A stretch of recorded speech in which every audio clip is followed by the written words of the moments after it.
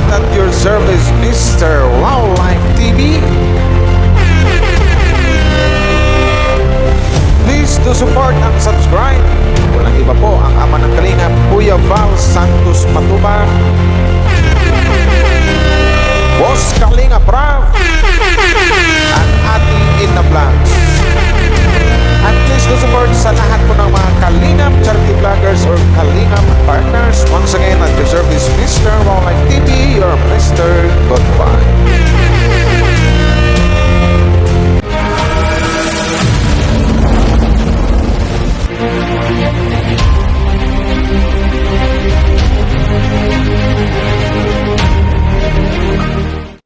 Shoutout sa lahat ng mga Kalingap dyan. Hello po sa inyo at magandang kayong lahat. Magandang araw or gabi sa mga magandang gabi, magandang araw po sa kasi may meron tayong mga Kalingap fans na nasa ibang bansa na hindi pare-parehong oras. Shoutout po sa inyo lahat, no?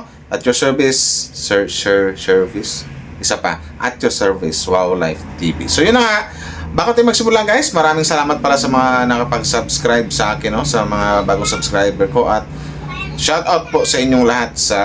Thank you din sa mga walang sawang nag-like and share at nanonood sa mga upload video ko. So, bago tayo magsimula, shout out po sa inyong lahat at suportahan po natin ang buong team Kalingap, Kuya Val Santos Matubang, Ate Ina Vlogs, Kalingap Rab, at suportahan din po natin yung mga Kalingap charity vloggers or Kalingap partners. So, ito na guys, meron akong hawak na dito na merong isang sabihin fanatiko na masabi natin, di ko alam kung until now, ang tagal na hindi pa naka-move on. So, yun na siguro yung, di ko alam kung anong galit niya.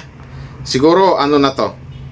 Kasi ang sabi niya dito kasi, nakakatawa na nakaka-bad trip na nakakainis na nakakapikon, nakakainis, nakakaasar. Sabi niya dito, diba, lagi natin sinasabi, bagay si Papa Edge, tsaka si Viancy, ang hubby at saka yung wifey, di ba? Pero mayroon talagang isang taong hindi matanggap kung kung anong mayroon ngayon, kung sino na yung mga literal o legit na nagmamahalan Gaya kay Ate Nady de la Cruz, shoutout po sa inyo, no? Pero ako, si E pa rin ang maganda. Alam niyo na kung sino yung A, yung dating yung dating love team ni Papa Edge na ngayon ay umalis sa Kalingap. Tapos ang dugto niya dito, nini lang iyan, pinipilit yung magkatuluyan. Ano bang pinipilit ate? Anong nini? 'Di ba? Kumbaga ate, pagdating sa love, age doesn't matter. Bakit ikaw parang galit na galit ka? Ano bang mayroon? Bakit gusto mong ipilit ko yung gusto mo? Ipilit mo yung kung ano yung gusto mo na mangyari na ganito, ganyan. Diyos ko po, anong mayroon? Bakit ganon? Grabe ka, Edge. Wala ka nang makitang iba. Gusto mo mangyari dito, maghanap ng iba si Edge. Kasi ayaw na ayaw mo. Parang ang dating kasi parang nanay ka. Ano ka ba? Nanay ka ba ni Edge? Ikaw ba yung mami? Ikaw ba yung mama para makapagsalita ka ng ganyan? Diyos ko po ate, ito masasabi ko dito, talagang basher ka rin ng Edge kasi hindi mo gusto yung tambalan ng dalawa Ano bang mayroon kasi? Masaya naman si Ido, masaya naman si Papa Edge kay Viancy. Lagi din nakakita si Viancy or masaya din si Viancy sa isang Papa Edge. Bakit ba? Bakit ka ba nagagalit? Bakit gusto mo yung mga dating nakaraan na? Wag, move on natin. Wala na yun. Basta yun. Tsaka alam mo namang hindi pwede si Papa Edge doon kasi hindi ko na kailangan i-explain kasi alam ko namang alam mo. Di ba? Kung ano yung dahilan. Di ba? At saka wala na siya sa Kalingap Bakit ba pinipilit mo yung sabihin mo pa, nini pa yan.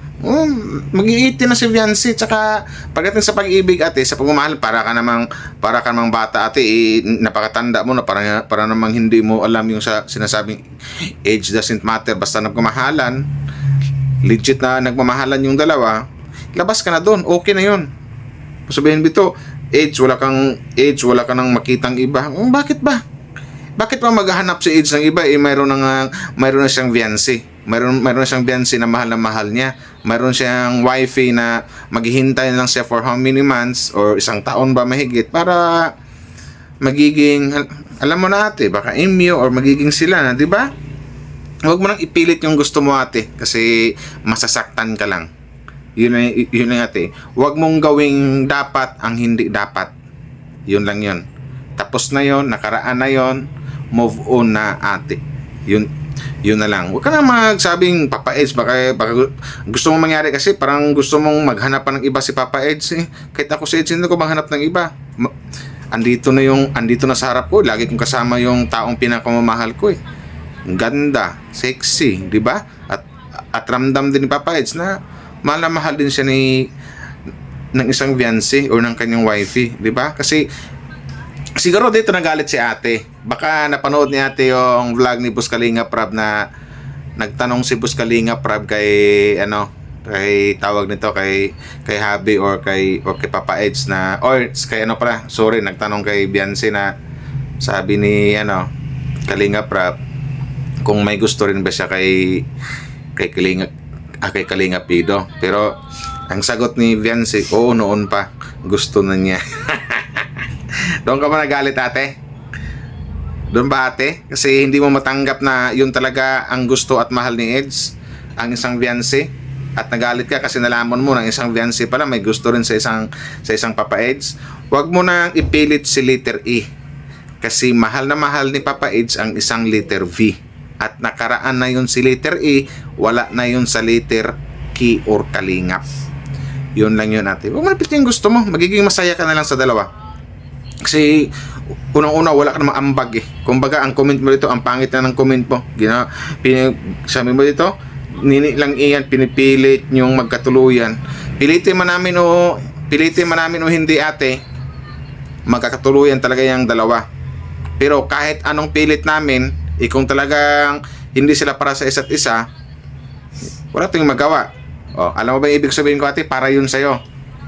Sakto yun sa'yo, ate, kasi kahit anong pilit mo si Ido doon sa idol mong si letter E, hindi nga pwede. Kasi kasi mahal ng isang Kalingap Ido ang isang letter V. Yun lang yun. Kaya pinipilit yung magkatuluyan. Grabe ka, Eds. Wala ka na bang makitang iba? Kahit ako naman si Papa Ido, bakit ako maghanap ng iba? Andiyan na sa harap ko, ka-love team ko na at saka inamin na rin sa akin na may gusto rin siya sa akin, At saka bakit pa ako maghanap na iba? Talagang mahal na mahal ko na yan. Di ba? Diyos ko po, ate. Yung gusto mo, ate, ang wag mo nang ipilit. Yun lang yung, ate. Ibalik ko lang sa'yo, ate. Hindi namin pinipilit na magkatuluyan yung dalawa or magiging sila. Nasa kanila ang desisyon, at alam namin na kahit hindi namin pipilitin, ramdam na ramdam ko, ate, naramdaman mo rin na nagkagustuhan yung dalawa, nagmamahalan yung dalawa. Kaya nga ang tawag wifey at saka hubby, di ba? Yun lang yung, ate. So ang wag mong ipilit dito, ate, yung gusto mo na si Ido at saka si letter E, kasi malabong mangyari pa yun, kasi alam ko naman mo kung ano yung rason bakit hindi pwede, di ba? Yun ay, ate, move on na lang. Kung mas gusto mo doon, ate, doon ka na lang manood. Huwag ka na lang mag-comment dito, baka magkaroon huwag ka na mag-comment dito sa mga love team na Eds, baka magkaroon ka pa ng kaaway. Hindi na bagay sa'yo magkaroon ng kaaway o mga kasagutan kasi may edad ka na eh. Yun lang yun, dapat sa'yo, ate, magsimba na lang tuwing linggo, gayahin mo ako. So yun na lang. So wag mong ipilit yung gusto mo. Yung sinasabi mong nini lang yan, pinipilit yung magkatuluyan. Ibalik ko yan sa ate, i-apply mo yung mga sinasabi mo sa sarili mo. Huwag mo ring ipilit yung hindi na dapat. Huwag mong gawing dapat ang hindi na dapat.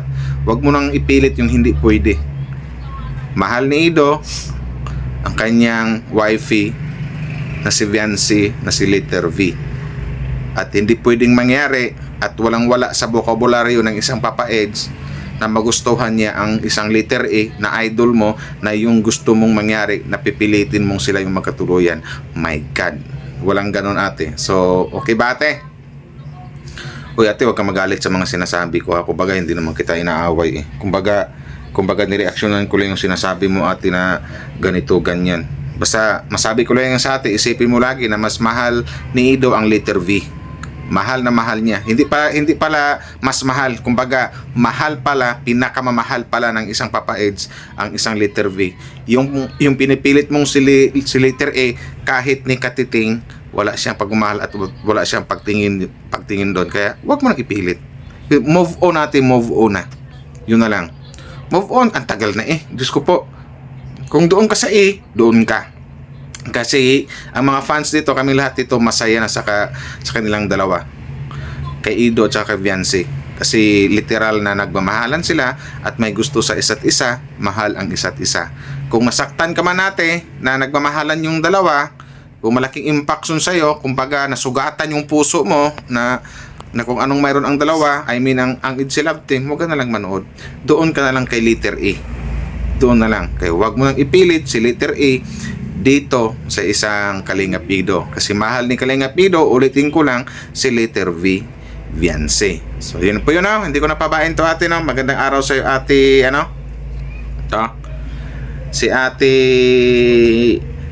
Nady de la Cruz. Shoutout po sa inyo. So yun ate ha. Kumbaga yung mga sinasabi mo, binalik ko lang sa'yo.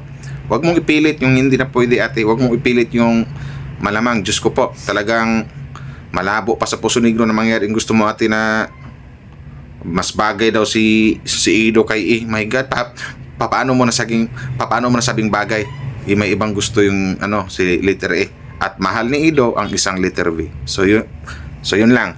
So maraming salamat po sa mga nag-like and share sa upload ko na ito. Thank you very much po at shout out sa lahat ng mga IDC supporters dyan. Maraming salamat sa mga nag-like and share. Bye-bye!